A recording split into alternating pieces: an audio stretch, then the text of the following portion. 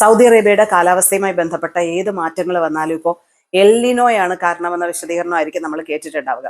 എന്നാൽ തെറ്റായ കാര്യങ്ങൾ ഇതുമായി ബന്ധപ്പെട്ട് പ്രചരിപ്പിക്കരുതെന്ന് സൗദി കാലാവസ്ഥാ വിഭാഗം ഓർമ്മപ്പെടുത്തുന്നുണ്ട്.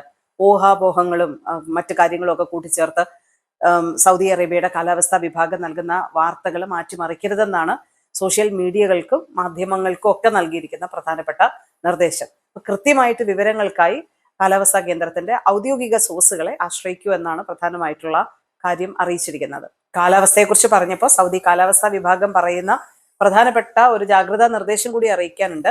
ഓഗസ്റ്റ് 8 വരെ രാജ്യത്തിന്റെ പടിഞ്ഞാറൻ മേഖലകളിൽ പൊടി നിറഞ്ഞ ശക്തമായിട്ടുള്ള കാറ്റിന് സാധ്യതയുണ്ടെന്നുള്ള റിപ്പോർട്ടാണ്.